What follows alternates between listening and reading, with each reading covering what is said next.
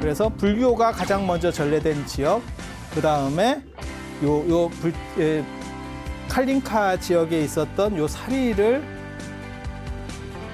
이혼해 와가지고 이게 스리랑카 불교의 정당성을 준다. 인도 불교가 파괴될 때 이 인도 불교의 마지막이 어디로 가냐면 티벳으로 갑니다. 그래서 마치 밀교가 전부 이쪽으로 싹 옮겨간 것처럼 티벳 쪽에서는 그렇게 얘기를 합니다.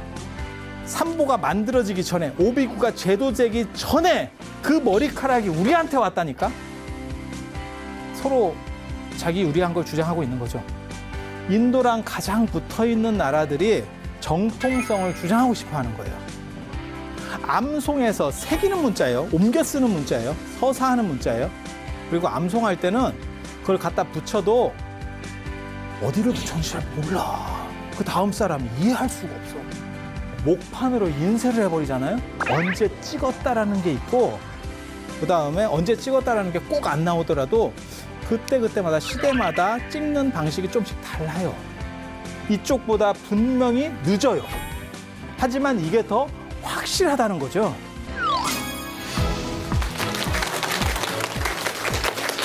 자, 안녕하세요. 인류 역사상 가장 진기하고 그다음에 재밌는 이야기가 서려 있는 붓다로드에 오신 것을 환영합니다. 오늘 이제 이야기할 주제는 인도를 넘어서 동쪽으로 이렇게 이동하는 불교의 흐름, 그리고 그것과 관련돼서 원래 그 흐름이 어떻게 만들어지는지 이제 실크로드에 대한 이야기를 좀 할 겁니다. 어떻게 보면 인류 문명이 만든 가장 위대한 길, 그 다음에 험한 길, 그게 사실 실크로드거든요. 그래서 그에 대한 이야기들을 조금씩 해드리도록 하겠습니다. 자, 길을 한번 보시면 뭐 책에도 지도가 나와 있습니다. 책에도 지도가 있는데 이 지도를 보시면 대충 이렇게 돼 있어요. 그래서 실크로드는 어디서 출발해서 어디까지 가는 거냐면, 우리나라는 늘상 그렇게 얘기합니다. 경주에서 출발해서 로마까지. 경주에서 출발해서 로마까지. 그 다음에 일본 같은 경우는 교토에서 출발해서 로마까지. 이렇게. 중국 사람들은 어디에서 출발한다고 할까요? 장안에서. 13조 고도, 13왕조의 수도. 정식적인 것만 13왕조, 그 다음에 뭐 비정식 왕조까지 치면 한 17개 왕조의 수도였었던 장안에서 시작해서 로마까지. 그래서 중국이라고 하는 거대한 제국하고, 그 다음에 서쪽에 로마라고 하는 뭐 딱 들어도 뭐 다 아실 만한 그런 이제 두 제국 사이에 연결되는 무역로예요. 그래서 이제 그게 실크로드라고 하는 거고, 실크로드에 대해서는 예전에 제가 설명을 드렸었습니다. 그래서 기억이 안 나시는 분들은 앞에 거를 참고를 하시면 되고, 그냥 귀찮으신 분은 그냥 그렇게 또 살면 돼요. 꼭 모든 걸 다 찾아봐야 된다 이렇게 생각할 필요는 없습니다.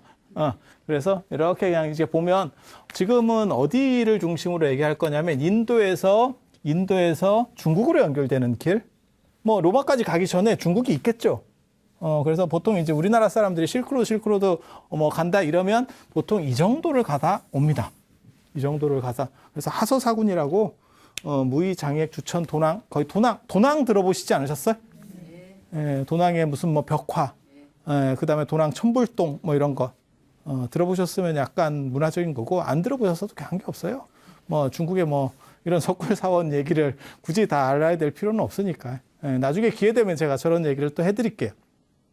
그래서 저쪽이 굉장히 중요한 지역이에요. 왜냐하면 저기 이제 무역 루트가 뚫리면서 제가 그런 얘기 안 해드렸나요? 고구려는 중국이 당나라 때, 수나라 당나라 때 엄청나게 들여박아가지고 결국 당나라 때 당고종 이치가 고구려를 깹니다. 고구려하고 백제를 깨죠. 하지만 그 사람들은 더 이상 그쪽에 지배력을 행사한 게 아니고 군대를 빼서 돌아가 버립니다. 그리고 이제 백성들을 잡아가는 거죠. 그러니까 노동력만 쫙 가지고 가고 직접 지배를 하지 않아요. 지배하지 않는 이유는 뭘까요? 지배하는 비용이 세금보다 많기 때문에 그래요. 왜냐하면 거리가 머니까. 그런데 실크로드는 더 지배 비용이 많이 들어요. 그리고 저기는 이제 유목민하고 관련이 되는 거고. 그래서 그런데도 불구하고 저기는 계속 중국이 안 놓으려고 합니다. 이유는 뭘까요? 돈이 되죠. 지금은 이제 중동이라든지 이런 데가 위치가 많이 약해졌지만 미국에서 셰일 오일이 발견되면서 중동의 위치나 이런 영향력이 많이 떨어졌죠. 예전에는 미국이 세계 최대의 원유 수입국이었거든요. 근데 지금은 최대의 원유 생산국이거든요. 그러니까 이제는 뭐 중동이 별로 아쉬울 게 없죠. 뭐 너네가 뭐 어떻게 하든지 말든지 이렇게 되는 거죠.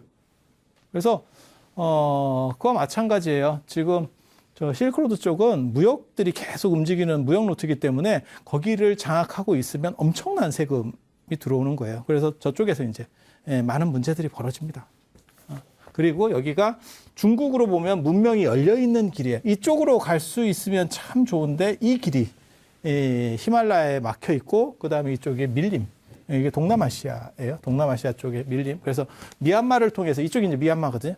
미얀마 통해서 이렇게 연결하는 루트가 있으면 참 좋은데 이런 게 잘 안 되고 티베트를 거쳐서 운남으로 내려가는 루트도 있는데 나중에 루트도 있는데 그게 이제 차마고도 같은 거죠. 차마고도 혹시 그 다큐 같은 거 보셨어요? 무슨 느낌이 들던가요? 야, 개고생하는구나. 이런 생각 하시면 정답입니다. 그래서 그거는 대규모로 뭘 할 수가 없어요. 그런 정도가 되면. 그래서 그게 이제 무역 루트로서의 적합성이 떨어지는 거죠. 그렇다 보니까 실크로드도 만만치 않아요. 굉장히 힘든 길입니다. 굉장히 힘든 길이에요. 그래서 이 길을 이제 누가 개척했느냐, 그 얘기를 하려고 해요. 그 얘기를. 중국에서 가장 어떻게 보면, 좋아하는, 중국 사람들이 좋아하는 게 한나라입니다. 항고주 유방의 한나라. 유방의 한나라. 그런데 항고조 초한지, 삼국지와 더불어서 어떻게 보면 가장 유명한 게 초한지인데 거기 보면 막 역발상 기세계 이래서 황후 나오고 그다음에 뭐 저기 유방, 항고주 유방이 이렇게 막 머리 쓰고 이런 거 나오잖아요. 근데 실제로는 그렇게 대단하지 않아요. 저게 그렇게 대단하지 않아. 그래서 유방이 중국을 통일하고 난 뒤에 중국에 유방 말고도 굉장히 강력한 중국을 위협하는 세력이 있었어요. 그게 북방의 유목민, 흉노족입니다.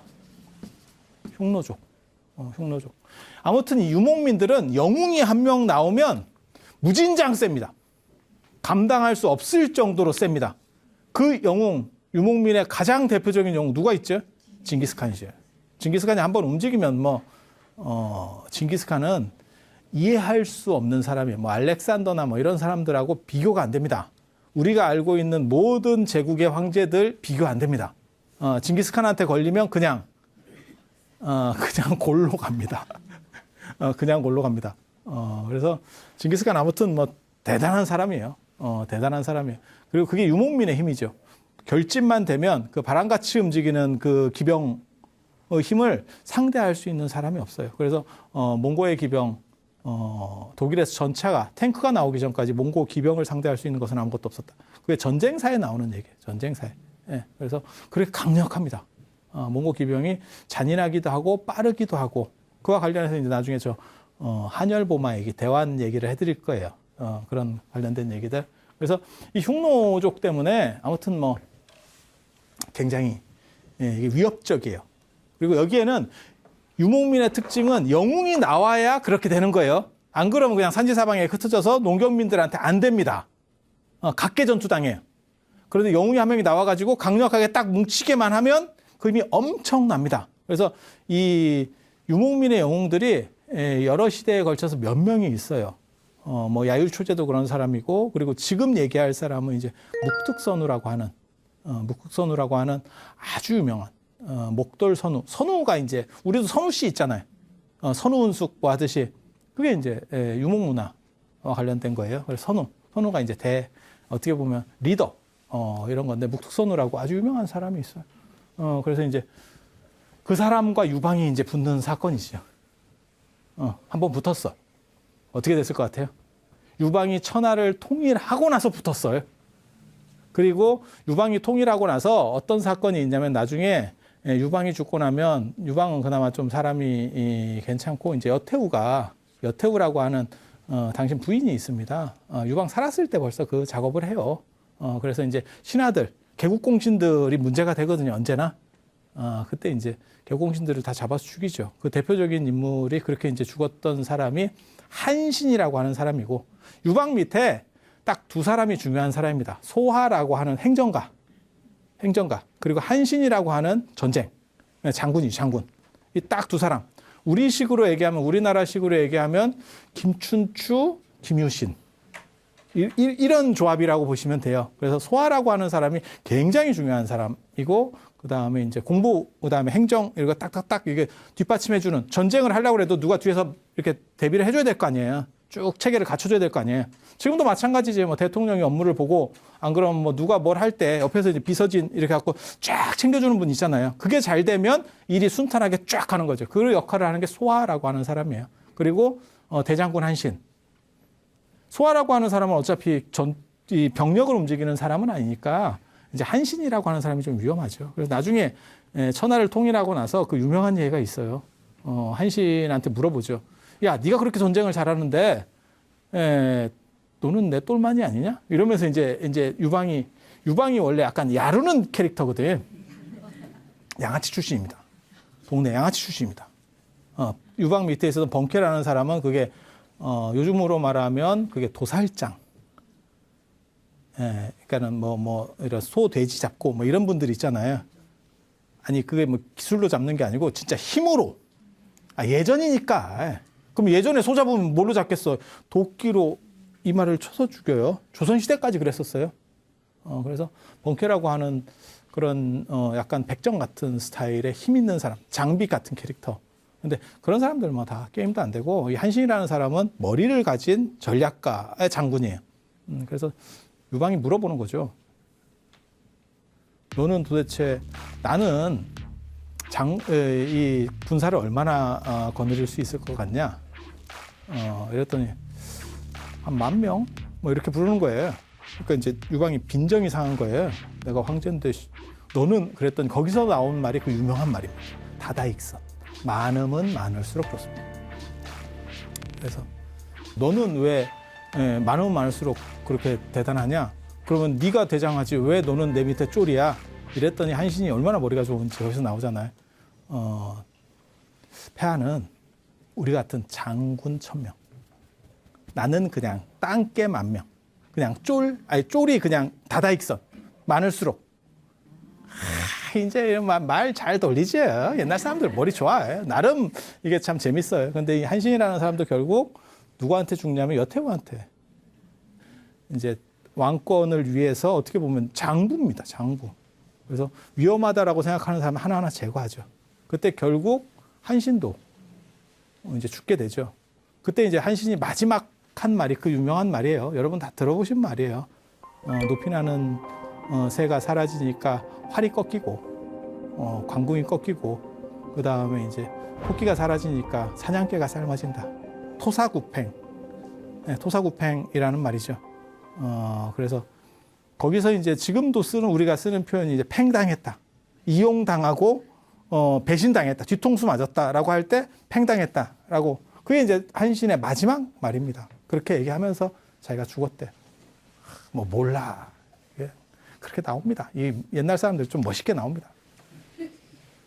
그래서 한신은 그 당시에 죽지는 않았는데 이 전투에 참석을 못했는데 유방이 천하를 통일하고 제 장군들이 남아 있을 때예요. 제거 안 당했을 때 그때 묵특선우라고 하는 사람이 북방에 나타나서 자꾸 찝쩍거립니다. 한나라를 이렇게. 그렇게 해서 이제 삥 뜯기면서 관계가 가거든요. 이제 좀 돈을 좀 주고 그 다음에 뭐 물건 같은 거 좀 주고 쳐들어오지 마라 이렇게 하는데 유목민들의 특징이 받고 또 갑니다. 받고 안 가야 되는데 또 가. 그냥 심심하니까 그냥 쭉쭉쭉 간다고. 그리고 자꾸 주니까 좀 때리면 또 나오는데 뭐 이렇게. 그러니까 유방이 못 참습니다. 그래서 군대를 동원해서 어디서 싸우냐면 북경이 있으면 북경에서 조금 남쪽이에요. 여기 평성이라는 데입니다. 옛날 지명으로는 평성이고 요즘은 대동이라고 하는데 거기에 백등산이라는 데서 한판 붙습니다. 한판 붙습니다. 그때 동원한 게 한나라는 32만 명, 흉노는 40만 명. 누가 봐도 구라입니다. 한나라는 32만이 아마 맞을 거고 흉노는 유목민은 저렇게 안 많아요. 군대가 유목민 군대 40만이면 무진장 많은 겁니다. 저기는 인구 밀도가 굉장히 낮다니까. 몽고 이런 데 인구 밀도 엄청 많습니다. 그리고 청나라가 일어나고 명나라 무너뜨릴 때 보면 그때 8기군 10만이에요. 그러니까 저 40만이라고 저렇게 적는 이유가 뭔지 아세요? 항고주 유방이 결국 깨지거든요. 깨지니까 쪽팔리니까 크게 적어버리는 거예요. 이거는 기술이 부족해서 진 게 아니고 쪽수에 밀렸어. 그 말을 하고 싶은 거예요. 근데 유목민 40만이면 저 한나라 끝났습니다. 완전 끝날 거예요. 그래서 묵뚝선우라고 하는 대단한 사람이 딱 해가지고 힘 좋게 유방이 치고 나갔죠. 그랬다가 한 방에 꺾이고 그 백등산이라고 하는 데서 성에 잡혀가지고 이렇게 포위당해 있는 거예요. 야, 환장한다. 그리고 유목민들 말 타면서 이렇게 오른쪽으로 도는 문화 있거든요. 자, 굉장히 위협적이에요. 굉장히 위협적이에요. 저거 어떻게 할 수도 없고. 뚫으러 나가면 사람이 안 와. 누가 길을 뚫으러 나가야 될 건데 누구든지 나가기만 하면 안 와. 한신이 있었으면 달랐을 수도 있어요, 상황이. 한신은 워낙 이 전략에 뛰어난 사람이기 때문에. 근데 이때 한신이 참석을 안 해요. 그래서 이제 다른 사람들은 뭐 다 깨갱입니다. 그래서 이제 유방이 이런 쓸모없는 것들 이제 이렇게 얘기가 나오는. 왜냐하면 지가 지금 죽게 생겼잖아. 고립돼가지고. 그때 누가 이제 기가 막힌 얘기를 합니다. 이게 진짜 유방이 이때 골로 갈 뻔했어. 여기 이제 잡혀가지고 여기 이렇게 쌓여 있는 거예요. 나가면 죽어. 나가면 죽어. 이거 뭐 어떻게 해? 어떻게 했으면 좋겠냐? 이랬더니 흉노 선우가 좋아하는 여자가 첩이 있대. 그쪽에 좀 줄을 해가지고 백예밑송사로 삭삭삭삭 해갖고 좀 풀어달라 하자고. 그래서 제가 전에도 그런 얘기 해드렸잖아요. 이렇게 왕이나 이런 능력 있는 분들은 부인이 있고 이뻐하는 여자가 있고 이게 이제 다르잖아요. 이 관계가 다르잖아요. 이게 일치하면 얼마나 좋겠어요. 그래서 전에 인도 얘기할 때 제가 샤자한 얘기 했었잖아요. 뭄타즈말 그거는 부인 겸 이뻐하는 여자 이렇게 되면 최고지. 근데 대부분 유방 아까 부인 얘기했잖아요. 여태우 막 사람 죽이고 있고 이러는데 그거 뭐 좀 그렇지. 척부인 사건이라고 진짜 유명한 사건이 있어요. 척부인 사건이라고. 유방이 제일 좋아 총애했던 여자가 척부인이라고 하는 여자예요. 이해되죠? 아니 황제가 되고 난 뒤에 그래서 너무너무 좋아했대. 너무너무 좋아했대. 그렇게 해서 근데 유방이 죽고 그 여자가 어떻게 됐는지 아세요? 사람을 죽이지 않습니다. 죽이는 건 자비롭다고 생각하는 거예요. 그 여자를 제주도에 가면 그 화장실에 돼지 키우는 거 있죠. 그런 식으로 이제 사육을 하는데 그거를 자기 아들이 효해제라고 이제 유방 아들로 황제예요. 한나라 황제. 그렇게 해서 엄마가 야 진기한 게 있어. 너 이 세상에서 볼 수 없는 걸 내가 하나 보여줄게. 이렇게 해서 데리고 갑니다. 그랬더니 무슨 이상한 에일리언도 아니고 저게 무슨 외계인도 아니고 이상한 게 있대. 동물 같기도 하고 사람 같기도 한 이상한 게 있대. 그래서 어머니 저게 뭡니까? 이렇게 물어봐요. 그랬더니 그 어머니가 여태우가 뭐라고 얘기하냐면 그게 척부인이야. 근데 왜 못 알아봤냐면 눈을 파요. 혀를 자르고 그 다음에 여기다 불에 달군 숯을 먹인대. 그러면 성대가 나간대요. 그러니까 말을 못 하는 거야. 그리고 귀 자르고 코를 베고 그리고 여기를 잘라요. 여기를 자르고 잘 치료해 줍니다. 이게 과다 출혈로 죽으면 안 되니까 여기 자르고 그러면 사람은 어떻게 되냐면 이렇게 기어다니겠죠. 그리고 코를 뭉개놓고 사람 돼지라고 불러요. 사람 돼지. 그래서 그거를 이제 화장실에서 그렇게 이제 싸면 그거 먹고 사는 거야. 그래서 효해제가 그걸 보고 충격을 받아서 사람이 약간 이렇게 오락가락합니다.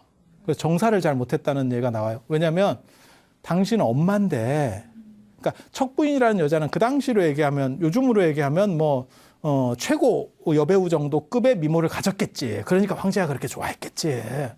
그런데 그거를 사람 돼지로 만들어서 사육을 하고 있는 거야.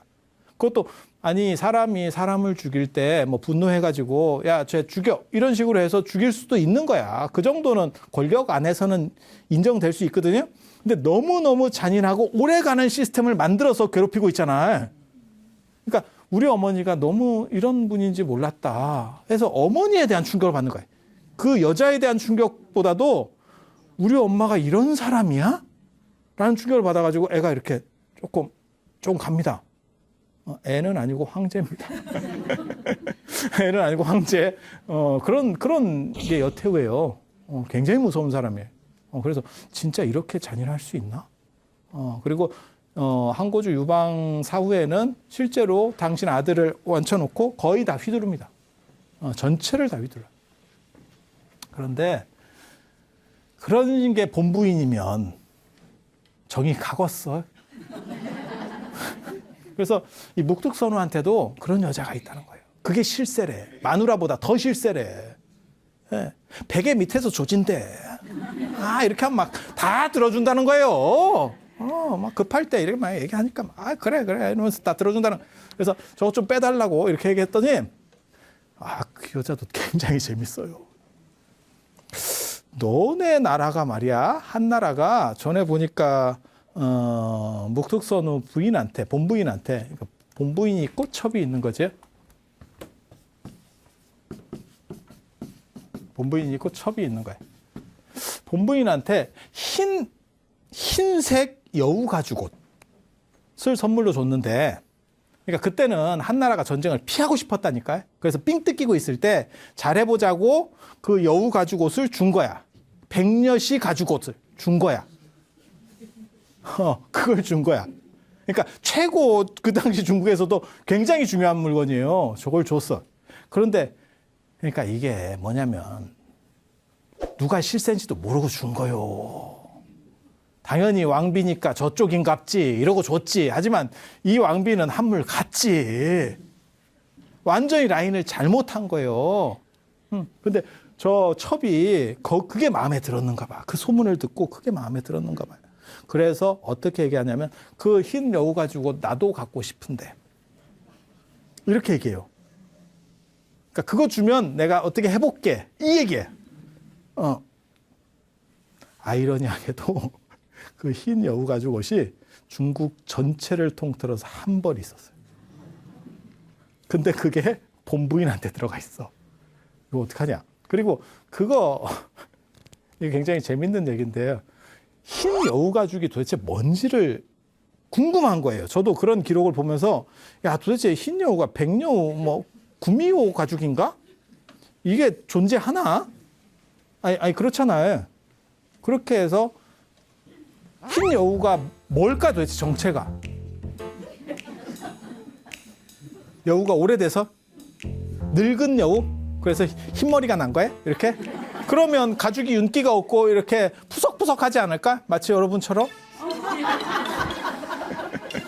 어때요? 아니면 돌연변이어가지고 이렇게 백사처럼 이렇게 돌연변이들이 있거든요. 색소가 잘 안 돼가지고 결국 이게 장애인이지. 그런데 뭐라고 나오냐면 그냥 기록에 나오는 거예요. 저도 몰라요. 저도 모르는데 동물 가죽 중에서 동물 털 중에서 제일 부드러운 게 겨털이래요. 사람하고 달라서 겨드랑이 털. 겨드랑이 털. 여러분들이 쓸모없다고 밀어버리는 그 겨드랑이 털이 동물 중에서는 제일 부드러운 거예요. 실제로 저도 그걸 읽고 제가 개나 고양이를 계속 이렇게 털을 만져보고 다 하고 겨드랑이에 넣어보면 겨드랑이 털이 제일 부드러워요. 맞아요. 해보세요. 해봐. 그러면 제일 부드러워. 그러니까 사람하고 뭔가 좀 달라요.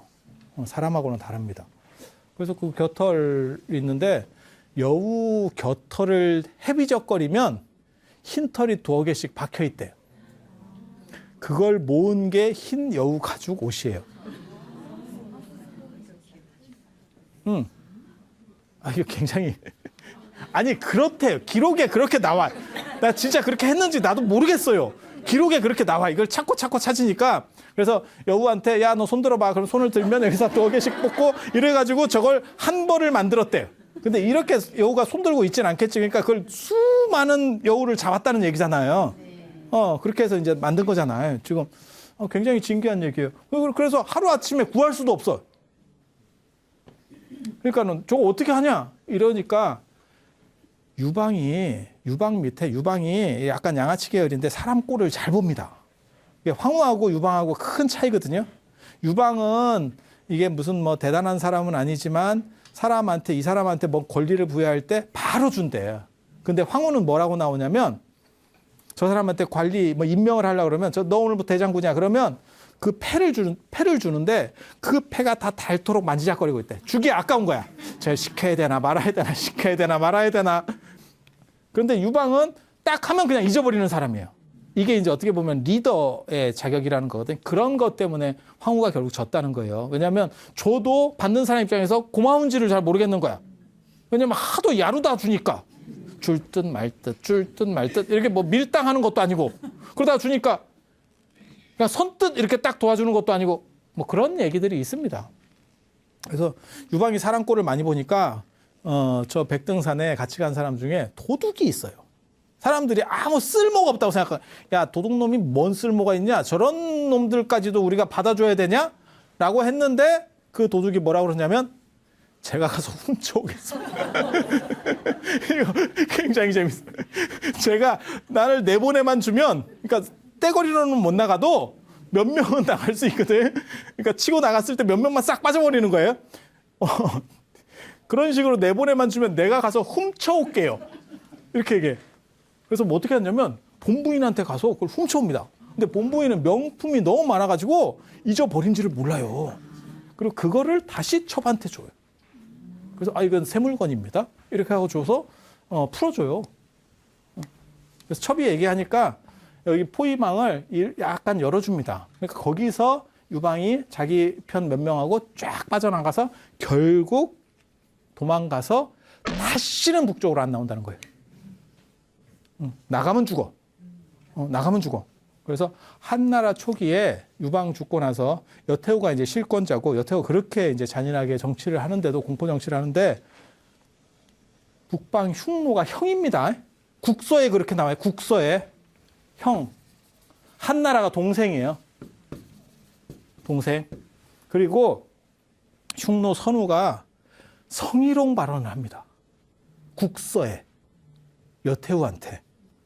여태후한테 뭐라고 하냐면 이제 남편이 죽었잖아. 그러니까 혼자 외롭지 않냐. 이런 식을 국서에다 씁니다. 이런 깜짝 놀랄 만한. 그래서 여태후가 그걸 보고 뚜껑이 날아가요. 이건 도저히 참을 수 없다. 그렇게 해서 군대를 일으켜야겠다라고 했더니 다른 사람들이 동시에 신하들이 싹 말립니다. 선왕께서 살아계실 때도 우리가 개박살이 났는데 이거는 지금 상대가 안 됩니다. 나가면 안 됩니다. 그래서 참고 있었던 게 저 흉노예요. 굉장히 강력하죠. 그래서 저런 수모를 당하고 있었던 게 사실 한나라예요. 한나라. 그래서 이제 저게 이제 한나라가 어느 정도 안정이 되고 힘을 쓰기 시작하는 게 무제 때입니다. 무제 때. 한무제 들어보셨죠? 시호에 이런 무자 들어가면 다 센 거예요. 다 센 거예요. 중국에서 어떻게 보면 중국 황제 중에서 가장 유명한 황제. 우리나라 임금 중에서는 가장 유명한 사람이 누가 있을까요? 아마 빈도수로만 치면 세종대왕을 얘기하겠죠. 그 다음에 뭐 광개토대왕 뭐 그런 정도 되지 않을까요? 그냥 다수 투표를 하면 아마 거의 비슷하게 그런 정도로 나오지 싶습니다. 그런데 중국 여러분들이 아는 중국 황제 중에 제일 유명한 사람 누가 있을까? 진시황이 제일 많이 나와요. 우리나라는 텔레비 프로 이름도 진시황이 있었으니까. 진시황 진짜 대단한 사람이에요. 대단한 사람이에요. 그 진시황이 두려워했던 게 흉노예요. 그 진시황 때에도. 진시황 때에도. 그렇게 해서 만리장성을 진시황이 쌓잖아요. 흉노 때문에 쌓는 거예요. 흉노 때문에. 그때도 얼마나 무서웠으면. 제가 그런 얘기 하거든요. 중국에 가서 진짜 만리장성을 한번 봐야 돼요. 한번 보면 유목민의 공포가 얼마나 중국 한족들에게 컸는지를 알 수 있어요.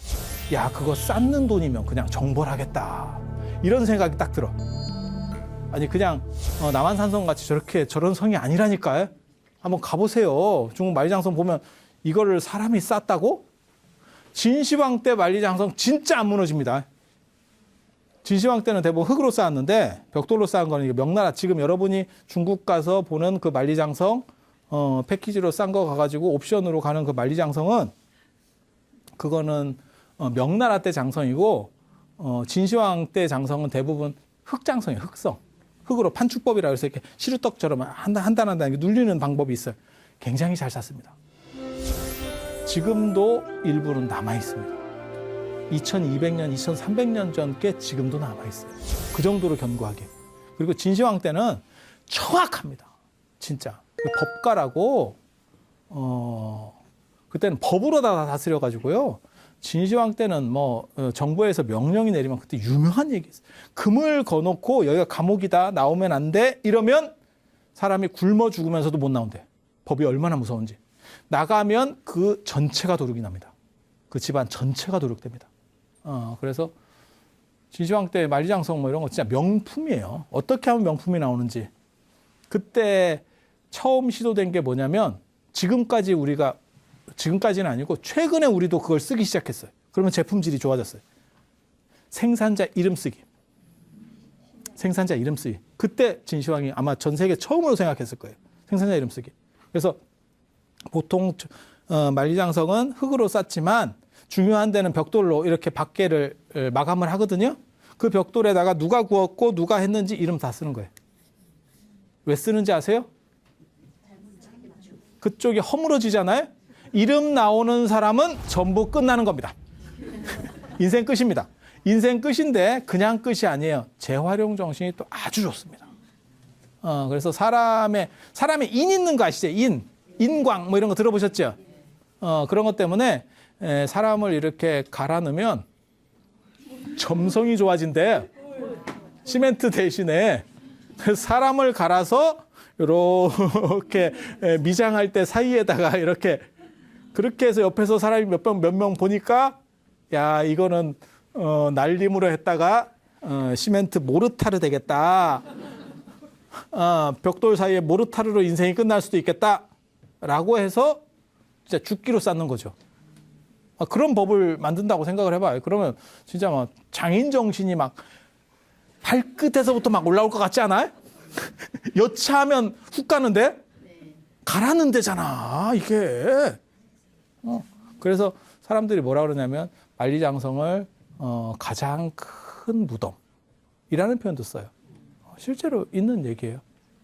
실제로 있는 얘기예요. 농담으로 하는 얘기가 아니고. 그래서 그 만리장성을 만든 이유가 다 북방 유목민 때문에 그래요. 진시황 재밌죠. 진시황 재밌는 얘기들이 있어요. 근데 그 얘기를 다 해드릴 수는 없고 진시황이 만리장성을 다 쌓은 건 아니에요. 전국시대 때 7나라가 있거든요. 산동에 제나라, 그 다음에 남방에 초나라, 그 다음에 이쪽에 진나라, 진시황의 진나라, 그 다음에 이쪽에 연나라, 그 다음에 한, 위, 조.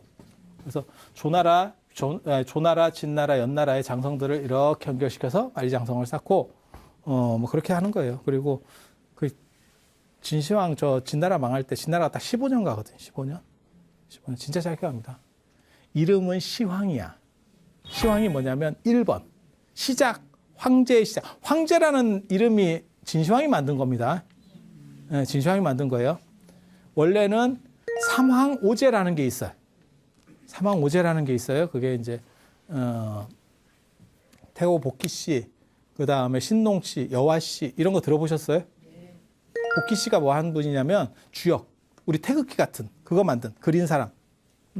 그게 이제 복희 씨고 여화 씨라고 하는 사람은 그 복희 동생이에요. 여자예요. 그리고 이제 신농 씨 같은 경우는 의학, 신농 본초경 뭐 이런 거 한예서에도 그런 게 있는데 그래서 의학의 신이에요.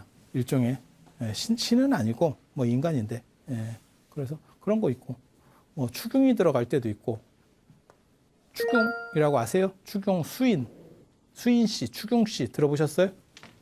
그게 이제 불의 신이에요. 어떻게 보면 불의 신. 히랍 신화에는 프로메테우스. 그 다음에 이제 동아시아에는 추경 씨, 수인 씨 이런 사람들이 불의 신. 그러니까 불을 어떻게 만들었다라고 하는 건 인류 문명에 있어서 불이 제일 중요하지 않을까요? 인류 문명 발달사에서 불이라는 건 굉장히 중요하죠. 그래서 불을 다스릴 수 있어라고 하는 건 굉장히 중요하니까 그래서 전 세계적으로 그게 나오는 거예요.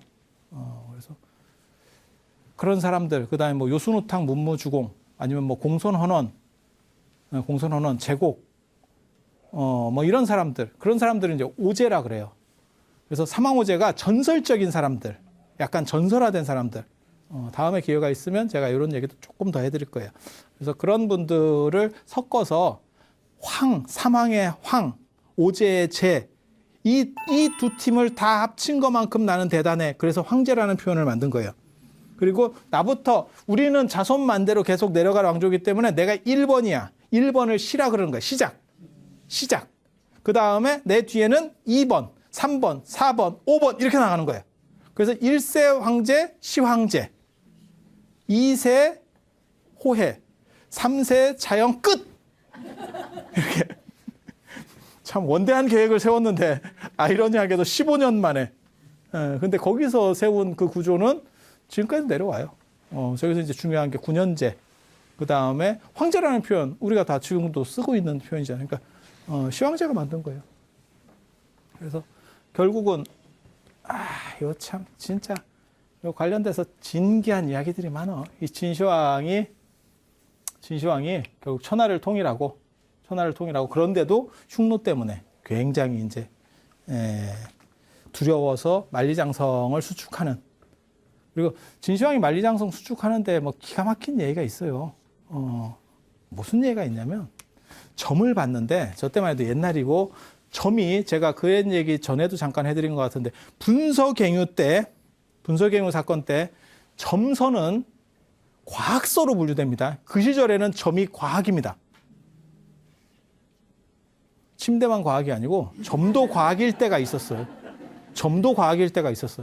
지금은 점을 과학이라고 생각하는 사람 지금은 없고 그때는 의학, 그 다음에 과학 이런 서적들은 다 예외로 놨었거든요. 그래서 점이 과학서예요. 그래서 그때 이제 그 과학을 봤죠. 우리 왕조가 어떻게 될까? 그랬더니 호 때문에 망한대. 호 때문에. 점괘가 참 용해요. 진짜 과학인갑다 싶어. 야, 이거 진짜 과학 아닌가? 저희 호자가 무슨 호자인지 아세요? 오랑캐 호자예요.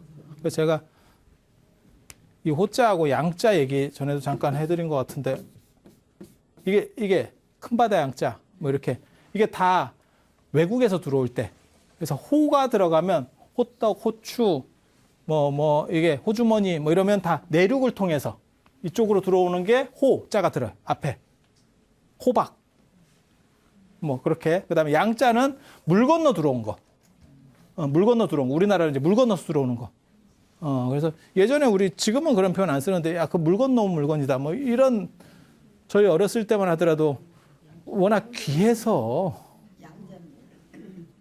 잿물도 우리 잿물이 있고 양잿물, 양배추, 양상추 뭐 다 양자 들어가면 그렇게 그래서 물 건너온 문명, 문화를 저 양자를 써요. 그래서 이것 때문에 망한대. 이게 지금 여기를 얘기하는 거거든요. 그러니까 큰일 났다 싶어서 만리장성을 이렇게 쫙 수축했다는 거잖아요. 원래 있는 장성에다가 더 이제 보태고 강화하고 이렇게 하는 거죠. 엄청나요. 저때 이제 50만 대군을 이끌고 몽염이 가 있었다는 얘기가 있어요. 그 만리장성을 수축도 하고 그 다음에 관리도 하고 저걸 막아내기 위해서 아주 유명한 장군입니다. 몽염 못 들어봤죠? 지금 들어봐요. 덜 유명해서 그래요. 몽염이라고 하는 사람이 몽염 조필이라고 그 유명한 사자성어가 있습니다. 몽염이 붓을 만들다. 몽염이 붓을 만들었다고 알려진 사람이에요. 물론 거짓말입니다. 왜냐하면 몽염보다도 시대가 앞선 붓 유물이 있기 때문에. 그런데 몽염이 그냥 보통 이제 몽염이 붓 만들었다. 이렇게 나오면 몽염이 그거를 일반화시켰다는 뜻하고 이해하시면 돼요. 그러니까 처음 개발한 건 아니고 그러니까 대중화시킨 거예요. 체륜이라고 하는 사람이 종이를 만들었다. 한나라 때 내시 체륜이 종이를 만들었다. 이런 얘기 들어보셨을 거예요. 그 체륜이라는 사람이 종이를 최초로 만든 사람이 아니고 일반화시켜요. 기술을 개발해가지고 이렇게 대중화시켜요. 그래서 이 몽염이라고 하는 사람이 실제로 이제 만리장성을 지키는데 나중에 결국 저 사람이 죽어요. 그때 기가 막힌 얘기를 하면서 죽는다. 저런 사람도 있을까 싶은. 저는 예전에 그 사마천 사기 읽으면서 야, 나도 저렇게 살 수 있을까? 윤동주 서시 같은 얘기가 나와요. 저 육국을 통일하면서 이 7나라 중에서 전국 7흥 중에서 동쪽에 있는 6나라를 다 이제 먹어 들어가는 거거든요. 이 사람이 다 전쟁을 한 거예요. 수십 년에 걸쳐서 이 장군이 대장군으로서. 그런데 얼마나 많은 사람을 죽이고 어떤 사건들이 있었겠 전쟁터잖아. 별일이 다 있었겠지. 근데 이 사람이 죽으면서 뭐라고 얘기하냐면 굉장히 억울하게 죽어요. 다음 시간에 제가 그 얘기를 잠깐만 해드릴게요. 그냥 억울하게 죽는데 죽으면서 뭐라고 그러냐면 내가 지금까지 살면서 마음에 꺼리낄 게 없다. 야, 이게 가능한가? 여러분 어때요? 지금 이렇게 내가 죽는다고 생각했을 때 나는 진짜 부끄러운 게 만큼도 없다. 나는 다 공심으로 처리했다고 생각이 된다. 이게 되나요? 이거 굉장히 어려운 일입니다. 스스로한테 그렇게 죽어가면서 그렇게 얘기하는 거야. 나는 세상에 내가 살면서 부끄러운 일이 없다. 윤동주야. 이거 하늘으로서 한 점 부끄러움. 단! 이러면서 한 가지 이제 점을 찍는다고. 단! 조나라와 장평의 싸움에서 40만 포로를 잡았는데 40만을 죽였어요. 포로 40만을 죽였어요. 그게 걸린다. 그것 때문에 내가 지금 업보로 이렇게 가는 것 같다. 나는 평생 부끄러운 일을 해본 적이 없는데 그 일이 마음에 걸릴 뿐이다. 하지만 그것도 내가 죽이고 싶어서 죽인 게 아니고 그때 그 40만을 포로를 먹일 수가 없어. 포로가 너무 많으니까 40만이 들어오니까 40만을 먹여줘야 될 거 아니야. 못 먹여주면 무슨 일이 벌어지냐면 다시 반란이 일어납니다. 그 포로들이. 아니 몇십만도 아니고 놀랍지 않아? 2200년 전에 40만이라니까. 그래서 이 사람이 작전상 무슨 판단을 했냐면 전부 날렸다는 거예요.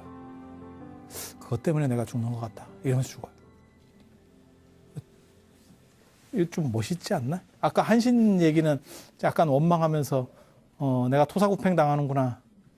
도끼가 사라지니 사냥개가 삶아지는구나. 이러면서 약간 원망하고 죽고, 이 사람은 내가 그래도 떳떳하게 살았다고 했지만 내가 어쩔 수 없는 실수가 결국 그게 나에게 이런 재앙을 주는 것 같다. 이러면서 탁 죽는 뭐 이런 이야기들이 있어요. 이런 진귀한 이야기 어디서 듣겠어요?